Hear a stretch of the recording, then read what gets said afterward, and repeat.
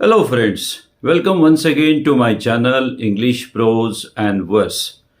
आज हम एक बहुत ही इम्पोर्टेंट ऐसे टॉपिक को डिस्कस करने वाले हैं और उस टॉपिक का नाम है how to save electricity. How to save electricity आज का ऐसे टॉपिक है। आप सभी जानते हैं कि electricity is an very important resources and without which we cannot imagine our life. All the appliances we are using in our houses, in our homes are run by the electricity. और इसको फिर बचाना बहुत ज़्यादा ज़रूरी हो गया है। उसके पहले बचाना क्यों ज़रूरी है, why it is necessary to save electricity, इसके ऊपर अपन पहले डिस्कस कर देंगे और फिर बाद में किस तरीके से उसको बचाया जाए पॉइंट वाइज अपन उसको डिस्कस करेंगे। सबसे पहले तो इलेक्ट्रिसिटी बचा के अपन अपना वॉलेट के ऊपर जो लोड आता है उसको कम कर सकते हैं। मतलब अपना इलेक्ट्रिसिटी बिल कम हो जाएगा, अपने को ज़्यादा बिल भरना नहीं पड़ेगा। We need not to pay more electricity bill every month. That is the first point. Second point ये है, सेकंड पॉइंट भी बहुत इंपॉर्टेंट है कि इलेक्ट्रिसिटी सेव करके अपन ग्लोबल वार्मिंग को फाइट कर सकते हैं, कार्बन फुटप्रिंट को कम कर सकते हैं। यहाँ पे बहुत सारे लोगों की या बहुत बड़ा कंफ्यूजन हो जाता है कि इलेक्ट्रिसिटी का और ग्लोबल वार्मिंग का क्या कनेक्शन है। सिंपल सा कनेक्शन ये है कि जितनी भी इलेक्ट्रिसिटी इंडिया की अगर अपन बात करें, इंडिया में जितनी भी इलेक्ट्रिसिटी प्रोड्यूस हो रही है वो ज़्यादातर अपन या तो थर्मल पावर से मतलब कोल बर्निंग से कर रहे हैं या फिर डीजल से कर रहे हैं। डीजल बर्न कर रहे हैं, डीजल इंजन के साथ में जनरेटर जुड़ा हुआ होता है और इलेक्ट्रिसिटी प्रोड्यूस होती है। यानी कि जितनी ज़्यादा इलेक्ट्रिसिटी अपन वेस्ट करेंगे उतना कोल ज़्यादा जलेगा, उतना डीजल ज़्यादा जलेगा और उतनी ज़्यादा कार्बन फुटप्रिंट्स पैदा होंगे, उतनी ज़्यादा ग्लोबल वार्मिंग बढ़ेगी। यानी कि if you save single unit of electricity it means that you are controlling carbon footprints and of course global warming। Global warming को कम करने के लिए इलेक्ट्रिसिटी का ऑप्टिमिस्टिक वे में यूज होना बहुत ज़्यादा ज़रूरी है। ना सिर्फ अपना ये मंथली बिल को कम करेगा लेकिन एनवायरनमेंट को भी बहुत उससे फ़ायदा होगा। तो आप समझ गए होंगे कि इलेक्ट्रिसिटी सेव करना, उसका सिंगल यूनिट भी सेव करना कितना इम्पोर्टेंट है, क्योंकि कहा गया है कि energy saved is energy produce. यानी कि जितनी भी आपने सेविंग कर ली एनर्जी, ऊर्जा को अगर आपने सेव कर लिया इसका मतलब आपने उसका प्रोडक्शन कर लिया या प्रोड्यूस कर लिया। तो अपन एक एक पॉइंट वाइज डिस्कस करते कि किस तरीके से छोटी छोटी चीज़ें हैं, छोटी छोटी चीज़ों से अपन इलेक्ट्रिसिटी को सेव कर सकते और ये सब कुछ अचीव कर सकते। सबसे पहला पॉइंट ये है कि अपने को when not in use any electrical appliances, अगर electrical appliances चाहे फैन हो, एसी हो, टीवी हो, मोबाइल हो और लैपटॉप हो, कोई भी इलेक्ट्रिकल अप्लायंसेस है, इलेक्ट्रॉनिक गैजेट जब भी यूज में ना हो तब या उसकी ज़रूरत ना हो उसको स्विच ऑफ करें। आप इलेक्ट्रिसिटी सेव कर रहे। अब स्विच ऑफ करने के बाद बहुत बार यहाँ पे भी एक बड़ा सा कंफ्यूजन हो जाता है। मान के चलिए कि if you are watching a television, आपका प्लग ऑन है, स्विच ऑन है और आपने क्या कर दिया, रिमोट से टीवी को स्विच ऑफ कर दिया। आपको लगा कि भी इलेक्ट्रिसिटी सेव हो रही, लेकिन प्लग ऑन है, स्विच ऑन है, सॉकेट लगा हुआ है, उसमें भी उसको स्टैंड बाय मोड कहते हैं, उसमें भी अपनी इलेक्ट्रिसिटी कंज्यूम हो रही है, वो भी एक वेस्ट है। मतलब अगर अपने को रिमोट से स्विच ऑफ करने के बाद में उसका जो मेन स्विच है उसको बंद करना भी उतना ही ज़रूरी है। ये पहली स्टेप हो गई कि जब भी कोई भी अप्लायंसेस यूज में ना हो, अपन बाहर किसी से बात कर रहे हो, अंदर टीवी चल रहा है, फैन चल रहा है, ये नॉर्मल है, सभी के घरों में ऐसा होता है। अपन कहीं बिजी हो जाते हैं और अपन इसकी तरफ ध्यान नहीं दे पाते।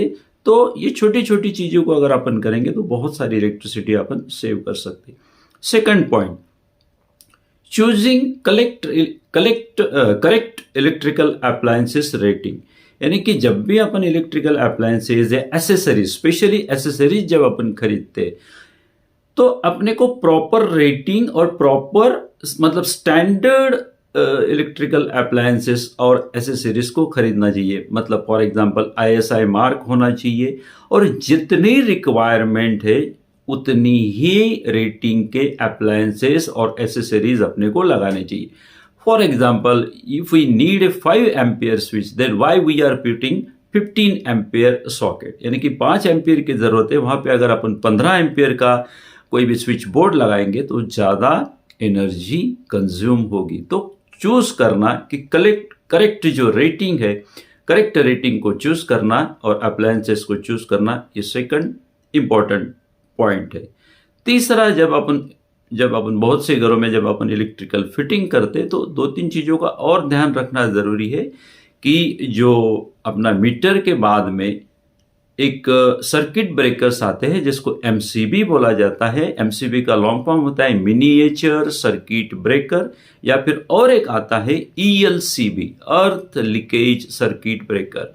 अब ये दोनों सर्किट ब्रेकर क्या काम करता है कि जब भी कोई ओवरलोडिंग, किसी भी इलेक्ट्रिकल अप्लायंस ओवरलोडिंग पे काम करेगा, यानी कि ज़्यादा इलेक्ट्रिसिटी अगर वो लेगा किसी कारण से तो वो ट्रिप करेगा, तो वो ट्रिप कर देगा। और ELCB का फंक्शन ये होता है कि अगर कहीं भी कोई खुला जॉइंट अगर रह गया है और किसी भी व्यक्ति को अगर वो शॉक लगता है, यानी पकड़ लेता है, गलती से वायर को छू लेता है, तो उसकी बॉडी में से करंट जमीन में चला जाएगा, ELCB ट्रिप हो जाएगा, अपने को शॉक नहीं लगेगा, मतलब कट ऑफ हो जाएगी, इलेक्ट्रिसिटी कट ऑफ हो जाएगी। तो ये दो MCB और ELCB दो पर्पस के लिए ज़रूरी है। ये तो अपनी सेफ्टी के लिए भी बहुत ज़रूरी है, इलेक्ट्रिकल अप्लायंसेस की ये सुरक्षा भी करता है और इलेक्ट्रिसिटी को कम से कम बर्न करता है, क्योंकि जब ट्रिप करेगा तो अपने को ये पता चल जाएगा कि इसमें कुछ फॉल्ट है, अपन फॉल्ट को रिपेयर करेंगे, ठीक करेंगे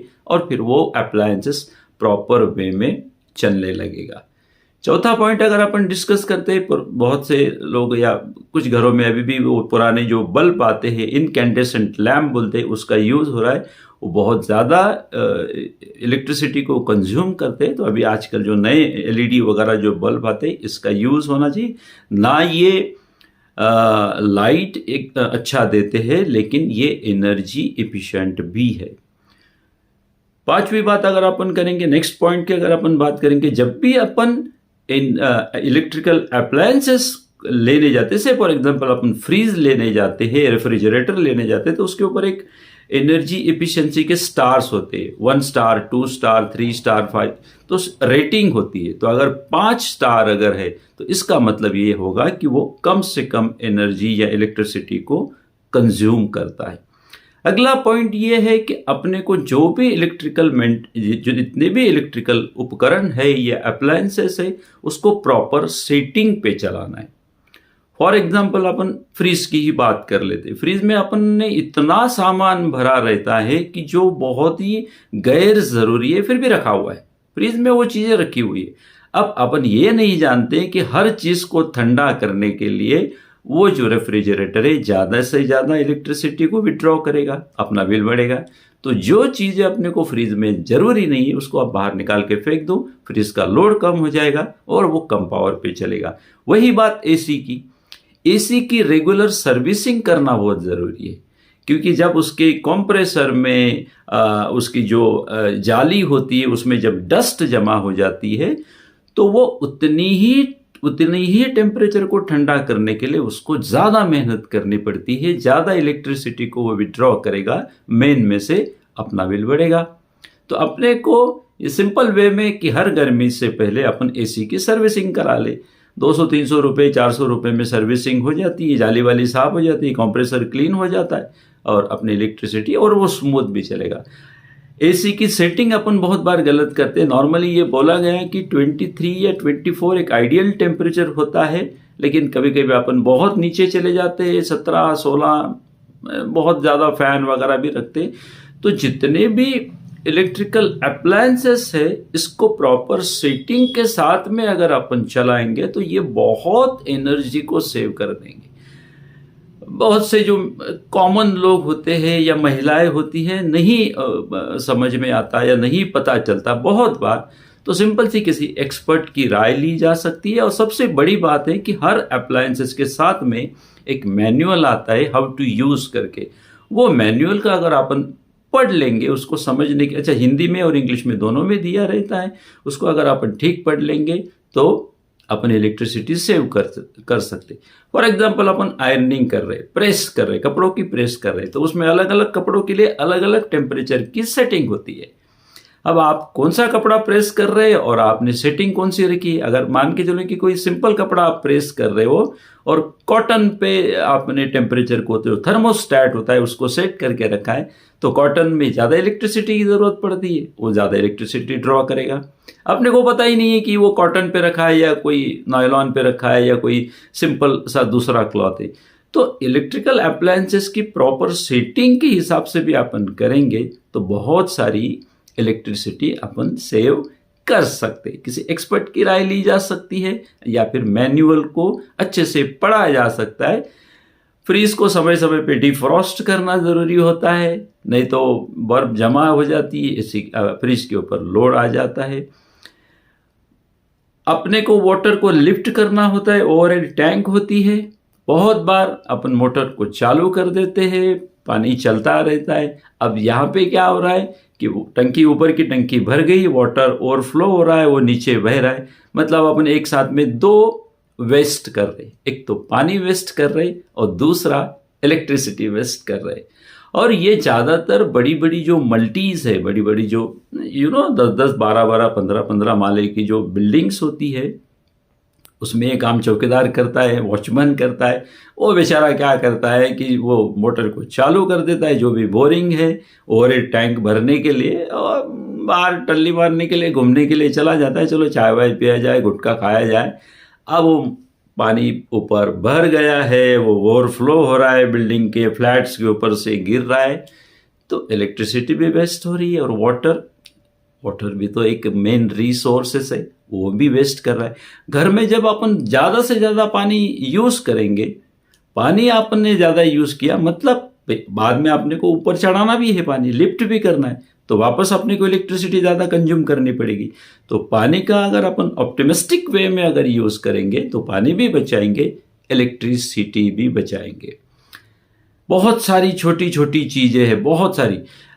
अगर बिल्डिंग में है, लिफ्ट लगी है, एलिवेटर है, अगर अपन सेकंड फ्लोर पे रहते या फर्स्ट फ्लोर पे रहते या जहाँ पर भी रहते, तो 2-3 फ्लोर पैदल पैदल चला जा सकता है। लिफ्ट अपन यूज़ ना करें, avoid the lift, avoid the elevator. Upon electricity को सेव कर रहे, साथ में अपनी थोड़ी सी एक्सरसाइज भी हो गई, तो कभी कभी अपन ये काम भी कर सकते हैं। इंडक्शन चूल्हे आते हैं, इंडक्शन चूल्हों को भी प्रॉपर सेटिंग के साथ में इस्तेमाल करना चाहिए। आजकल, हाँ, अब और सबसे इम्पोर्टेंट चीज़ है कि आजकल सोलर रूफ टॉप पैनल आ रहे। अभी मैंने रिसेंटली गुजरात वगैरह में, महाराष्ट्र के कुछ एरियाज़ में देखा कि बहुत सारे घरों में सोलर पैनल लगे हुए हैं। तो ये सोलर पैनल है, ये बहुत कमाल की चीज़ है। ये मतलब ये मान के चलिए कि आपका इलेक्ट्रिसिटी बिल लगभग ज़ीरो कर देगा। इवन आपको जो इलेक्ट्रिकल डिपार्टमेंट है वो आपको पेमेंट भी करेगा, क्योंकि जितना आपने यूज़ कर लिया, जो बची हुई इलेक्ट्रिसिटी है, आप you can resell to the electricity board. इसमें सिर्फ एक ही प्रॉब्लम है कि शुरुआत की जो इन्वेस्टमेंट है सोलर पैनल्स लगाने के लिए, वो थोड़ी सी ज़्यादा है, लेकिन धीरे धीरे गवर्नमेंट सब्सिडी वगैरह भी दे रहा है और ये होगा, बिल्कुल होगा। तो आपका जो बिल है और साथ में एटमॉस्फेयर या एनवायरनमेंट भी ठीक होने लगेगा। बहुत बड़े बड़े जो इंस्टीट्यूशंस है, स्कूल्स है, कॉलेजेस है, बड़ी बड़ी बिल्डिंग्स है, यहाँ पे एनर्जी की रिक्वायरमेंट बहुत है, यहाँ तो सोलर पावर का यूज़ करना बहुत ज़्यादा इसेंशियल होगा, क्योंकि उनका बिल 20-20, 25-25, 50-50 हज़ार तक भी इलेक्ट्रिसिटी का बिल जाता है। So they must use solar panels for their energy या इलेक्ट्रिसिटी नीड्स। तो ये छोटे छोटे पॉइंट्स है, बहुत सारी छोटी छोटी चीज़ों का अगर अपन ध्यान रखेंगे तो बहुत सारा इलेक्ट्रिसिटी अपन सेव कर सकते, ना अपना बिल बचेगा, मंथली बिल बचेगा, लेकिन साथ में अपना बहुत बड़ा कंट्रीब्यूशन होगा ग्लोबल वार्मिंग को कम करने के लिए, कार्बन फुटप्रिंट को कम करने के लिए, जो कि आज की तारीख में सबसे एक बहुत बड़ा डेंजरस थ्रेट बन गया है, और जिसके कारण सारा जो क्लाइमेट पैटर्न जो है ये बदलते जा रहा है। बहुत ज़्यादा बारिश हो रही है, नहीं तो नहीं हो रही, हीट वेव बढ़ रही है, फॉरेस्ट फायर हो रहे हैं, जंगलों में आग लग रही है, बहुत सारी प्रॉब्लम्स ये क्रिएट कर रहे हैं। तो इस टिप्स के सहारे आप इलेक्ट्रिसिटी को सेव कर सकते हैं बहुत अच्छी तरीके से। जो स्टूडेंट्स मेरे चैनल पे फर्स्ट टाइम आए हैं उनको मैं बता दूं कि मैं एक ब्लॉगर भी हूं, और जो भी वीडियो मैं अपलोड करता हूं उसका रिटर्न लिंक मैं डिस्क्रिप्शन बॉक्स और कमेंट बॉक्स में दे देता हूँ। साथ में मैं 10th 11th 12th सारी जो इंग्लिश के रिक्वायरमेंट के सारी जो लेसन और पोएम उसको भी डिस्क्राइब करता हूँ। तो उसकी लिंक मेरी हर वीडियो में दे देते हैं, आपको सिर्फ उसमें क्लिक करना है, you will get all the return material. अब ये ऐसे के जो बारे में मैं डिस्कस कर रहा हूँ, इसकी भी रिटर्न लिंक आपको बिल्कुल मिल जाएगी। आप उसको एग्ज़ाम के लिए या किसी भी कंपटीशन के लिए बिल्कुल आप प्रिपेयर कर सकते। So thank you very much for watching my video. अगर आपको ये पसंद आए, if you like my video then please share and subscribe. और एक और रिक्वेस्ट करूँगा कि ग्लोबल वार्मिंग की अगर मैं बात कर रहा हूँ, वैसे मैं हर वीडियो में बोलता हूँ कि जितना ज़्यादा से ज़्यादा हो सके प्लांटेशन कीजिए, plant more and more trees to fight global warming, क्योंकि पेड़ ही एक ऐसी चीज़ है जिसको पत्थर मारने के बाद वो फल देता है। दुनिया में सिर्फ एक ही चीज़ है, वो है पेड़। तो plant more and more trees to save our earth. Thank you very much for your valuable time. Have a nice time. Good day. Thank you.